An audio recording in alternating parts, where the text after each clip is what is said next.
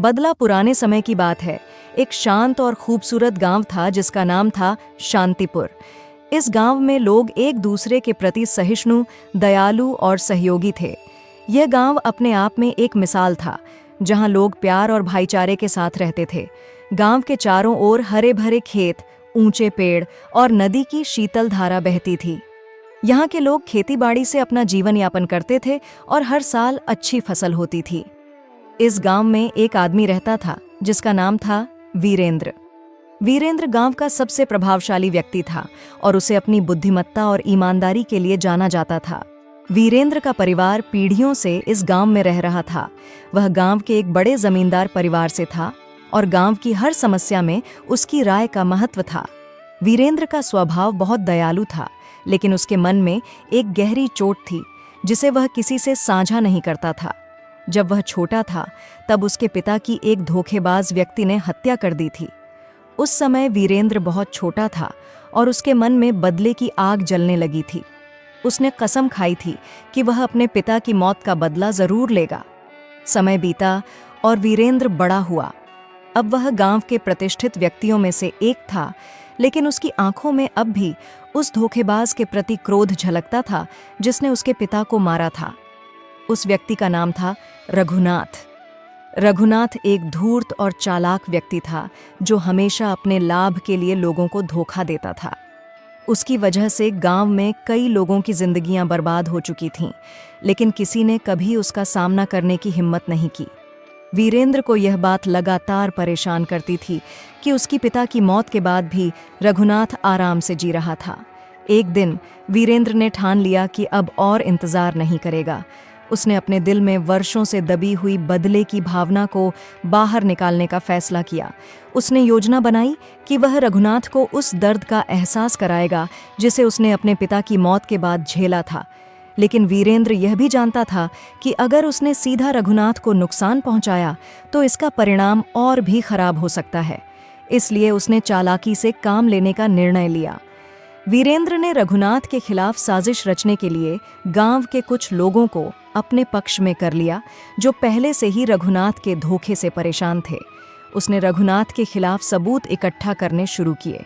उसने धीरे धीरे लोगों के बीच यह प्रचार करना शुरू कर दिया कि रघुनाथ ने केवल उसके पिता को ही नहीं, बल्कि गांव के कई और लोगों को भी धोखा दिया है। गांव के लोग पहले से ही रघुनाथ से नाराज थे, लेकिन वीरेंद्र की बातों ने उन्हें और उकसा दिया। कुछ महीनों के बाद गांव के लोगों ने मिलकर पंचायत बुलाई और रघुनाथ के खिलाफ फैसला सुनाया। रघुनाथ के सभी संपत्तियों को जब्त कर लिया गया और उसे गांव से बाहर निकाल दिया गया। वीरेंद्र ने अपनी बुद्धिमत्ता और धैर्य का इस्तेमाल करके बदला ले लिया था, लेकिन जब उसने रघुनाथ को गांव से बाहर जाते हुए देखा तो उसके दिल में एक अजीब सा खालीपन महसूस हुआ। उसे लगा कि उसने अपने पिता की मौत का बदला ले लिया है, लेकिन उसके भीतर जो क्रोध था वह अब भी शांत नहीं हुआ था। वीरेंद्र ने सोचा था कि बदले से उसे शांति मिलेगी, लेकिन ऐसा नहीं हुआ। उसके मन में अब एक और सवाल उभरने लगा। क्या बदला लेने से वाकई इंसान को सुकून मिलता है? क्या उसके पिता की आत्मा अब शांति पा चुकी होगी, या फिर यह सिर्फ एक और गलती थी जो उसने गुस्से में की थी? वीरेंद्र ने सोचा कि उसने जो किया वह सही था, क्योंकि रघुनाथ ने केवल उसके पिता के साथ अन्याय नहीं किया था, बल्कि गांव के कई और लोगों के साथ भी धोखा किया था। लेकिन क्या यह बदला सच में न्याय था, या फिर यह केवल वीरेंद्र के अपने दिल की संतुष्टि के लिए किया गया एक कदम था? वर्षों बाद वीरेंद्र अब बूढ़ा हो चुका था और गांव में उसकी प्रतिष्ठा और भी बढ़ चुकी थी, लेकिन उस दिन के बाद से वह कभी सुकून से नहीं सो सका। हर रात उसे अपने पिता का चेहरा याद आता और साथ ही रघुनाथ का भी। एक रात उसने अपने दिल की बात अपनी पत्नी सुनीता से कही। सुनीता, मैंने बदला तो ले लिया, लेकिन मेरे दिल का बोझ अब भी हल्का नहीं हुआ है। मैंने सोचा था कि इससे मुझे शांति मिलेगी, लेकिन ऐसा नहीं हुआ। सुनीता ने बड़े धैर्य से वीरेंद्र की बातें सुनी और कहा, बदले से कभी किसी को शांति नहीं मिलती वीरेंद्र। बदला लेने से हम सिर्फ अपनी पीड़ा को और बढ़ा लेते हैं। शांति तभी मिलती है जब हम माफ करना सीखते हैं। तुम्हारे पिता की आत्मा तभी शांति पाएगी जब तुम अपने दिल से क्रोध को निकाल दोगे और माफ कर दोगे। वीरेंद्र को यह बात सुनकर बहुत गहरा धक्का लगा। उसने कभी माफ करने के बारे में नहीं सोचा था। उसके मन में बचपन से ही बदले की भावना भरी हुई थी, लेकिन अब उसे महसूस हो रहा था कि बदला लेने से उसकी पीड़ा और भी बढ़ गई थी। उसने सोचा कि शायद सुनीता सही कह रही थी। अगले कुछ दिनों तक वीरेंद्र ने खुद से लड़ाई लड़ी। वह अपने भीतर के क्रोध को शांत करने की कोशिश कर रहा था। उसने निर्णय लिया कि वह रघुनाथ से माफी मांगेगा और उसे माफ भी करेगा।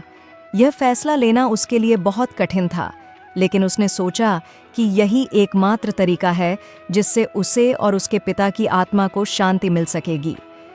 वीरेंद्र ने गांव के लोगों के सामने पंचायत बुलाई और वहां रघुनाथ को बुलाया।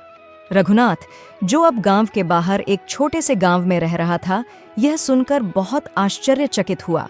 उसने सोचा कि वीरेंद्र अब उससे और भी बदला लेना चाहता है, लेकिन जब वह पंचायत में पहुंचा तो उसने देखा कि वीरेंद्र के चेहरे पर क्रोध नहीं बल्कि शांति थी। वीरेंद्र ने सभी के सामने कहा, आज मैं तुमसे माफी मांगने आया हूं रघुनाथ।